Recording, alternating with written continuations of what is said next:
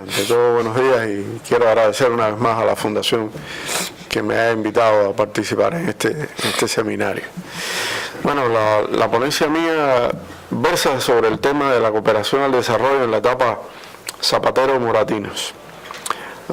Y dice así: más allá del monto de la colaboración económica con el gobierno de La Habana durante los 2 mandatos del presidente José Luis Rodríguez Zapatero, que sin duda se intensificó y elevó su cuantía con respecto al anterior gobierno de José María Aznar, lo más destacable en este periodo en cuanto a las relaciones hispano-cubanas fue el lamentable papel desempeñado por el ministro de Exteriores, Miguel Ángel Moratinos. El ministro se embarcó a instancias de Zapatero en un quimérico plan para propiciar la transición a la democracia en la isla. Dicho plan terminó en un rotundo fracaso. Con posterioridad, Moratinos contribuyó decisivamente a aliviar la fuerte presión internacional y de la oposición interna que sufría el gobierno de Raúl Castro tras la prolongada huelga de hambre del opositor Orlando Zapata Tamayo, la cual, como sabemos, terminó con su muerte. El ofrecimiento del canciller de acoger en España a los prisioneros cubanos de la Primavera Negra de 2003 representó en ese justo momento una tabla de salvación para el régimen. De todos es conocido el sueño de Zapatero de erigirse en un líder de talla mundial. La Alianza de Civilizaciones fue una de sus creaciones, pero también la irrupción y costosa subvención de las energías renovables, mediante las cuales se proponía salvar a la Tierra, al menos en teoría, del calentamiento global, entre otras. Con respecto a Cuba, tuvo la ocurrencia de poner en marcha un improvisado plan para propiciar un cambio hacia la democracia en la isla. A tal efecto designó como asesora en la embajada española en La Habana a doña Esperanza Casteleiro, la número 2 en aquel momento del Servicio Secreto Español. Ni el gobierno ni la inteligencia española estaban al tanto de la operación que Zapatero había urdido y en la que a Casteleiro se le asignaba una responsabilidad muy importante.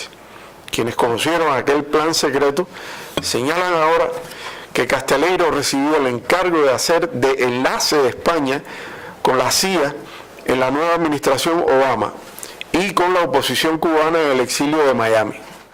Su principal misión fue ir creando condiciones para un controlado tránsito hacia la democracia en Cuba, con el fin de impedir un eventual vacío de poder tras una repentina muerte de Fidel, el cual en aquel momento, como recuerdan, atravesaba una grave enfermedad. En octubre y noviembre de 2008, previo a la victoria de Obama en las elecciones de aquel año, Zapatero ya se había comprometido con el embajador de Estados Unidos en Madrid, de origen cubano, a facilitar en Cuba un tránsito pacífico a la democracia. El favor era una treta para apaciguar las tensas relaciones que se arrastraban desde la era Bush, tras la súbita retirada de las tropas españolas de Irak. Zapatero convenció a Estados Unidos de que si alguien podía realizar la tarea ante el régimen castrista, ese era su gobierno. Sin embargo, lo que fue diseñado como una operación de gran calado político acabó en una chapuza ridícula en la que el gobierno español salió bastante mal parado. Zapatero de repente se había obsesionado con convertirse en el primer líder que lograba una avenencia entre Estados Unidos y Cuba, así como en el mentor de una transición democrática que tanto se ansiaba en Occidente. De acuerdo con sus previsiones, 2 hechos puntuales le facilitaban el trabajo. Uno era la enfermedad de Fidel, que lo había colocado en un segundo plano, y la llegada de Obama a la Casa Blanca. Casteleiro aterrizó en la isla con el objetivo de dedicarse a labores de inteligencia. Su misión era la de sondear la situación política en La Habana y tratar de allegar posiciones con los opositores moderados del exilio de Miami, así como acercarse a los dirigentes más aperturistas del castrismo, entre ellos Carlos Laje y Felipe Pérez Roque, quienes a ojos de muchos analistas internacionales estaban llamados a liderar la nueva Cuba tras la muerte del dictador. Esperanza tampoco perdió tiempo en conectar con los españoles que residían en Cuba y mantenían un buen nivel de comunicación con el régimen castrista.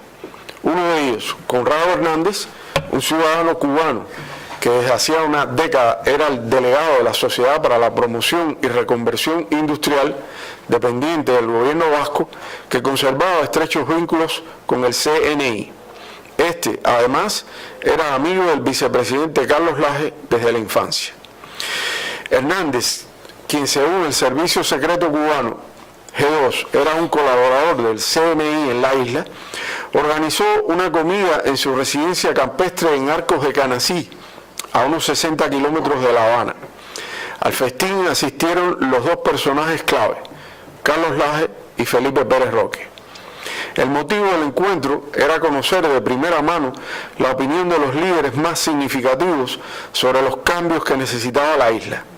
La reunión fue grabada furtivamente con un equipo de vídeo y audio que, al parecer, previamente había sido facilitado a Hernández por el CNI. La grabación cayó en poder de la inteligencia castrista, para desgracia de Laje y Pérez Roque. En la cinta se podían escuchar expresiones en las que estos ridiculizaban la incapacidad política de Raúl Castro para liderar el país y hacían chistes sobre la edad y la enfermedad de Fidel, entre otros comentarios políticos sobre el futuro de Cuba. Hernández fue arrestado por los agentes del G2 el 14 de febrero de 2009 en el aeropuerto de La Habana, cuando se disponía a abandonar el país con rumbo a Bilbao. Una semana más tarde, agentes de la contrainteligencia cubana realizaron un registro en las oficinas de la SPRI, de la que se llevaron, o sea, la Sociedad para la Promoción y Reconversión Industrial, de la que se llevaron numerosa documentación. Lo acusaron de trabajar para el CNI y para refrendar esa acusación aportaron unas fotos de un encuentro con Esperanza Casteleiro en un restaurante en La Habana. A continuación, Laje y Pérez Roque fueron relevados de todos sus cargos. Junto a ambos también cayeron el responsable de Relaciones Internacionales del Partido Comunista, Fernando Remírez de Stenoff, y el vicepresidente del Consejo de Ministros, Otto Rivero Torres. Para el régimen eran unos traidores que olían a cambio y renovación. Entre comillas, se dejaron seducir por las mieles del poder. Llegó a expresar el número uno de la nomenclatura cubana desde su convalecencia. Paradójicamente, la operación montada a instancias de impulsos emocionales de Zapatero, que muchas veces lo llevaba a improvisar decisiones de gran relevancia, en vez de propiciar el tránsito a la democracia, sirvió para que el régimen totalitario de la isla se librara de los dos líderes aparentemente más moderados y se enrocara en posiciones mucho más radicales. La experiencia cubana de la ex secretaria general de la inteligencia española duró muy poco, apenas seis meses. El alucinante plan secreto de Zapatero se iba al traste y todos los compromisos que el gobierno español había contraído con la administración Obama quedaron truncados. Tras el escándalo, el ministro de Asuntos Exteriores español negó que la marcha de varios agentes del CNI de la isla estuviese relacionada en modo alguno con las purgas internas dentro de la alta dirigencia de la isla. La reacción cubana fue bastante más furibunda que la española, teniendo en cuenta el monumental cabreo que le provocó a los Castro haber sido penetrados en sus propias narices por agentes españoles que conspiraban precisamente para desplazarlos del poder. Acusaron de injerencia en su política interna a los agentes del CNI y trasladaron su airada protesta por vía diplomática. En octubre de 2009, Moratinos viajó a La Habana y se entrevistó con Bruno Rodríguez y Raúl Castro. Según Moratinos, el viaje sirvió para normalizar, abro comillas, todos los aspectos que quedaban por cerrar en lo que es una relación intensa bilateral entre Cuba y España, cierro comillas. Explicó que la normalización también incluía el caso de la expulsión de los agentes del CNI.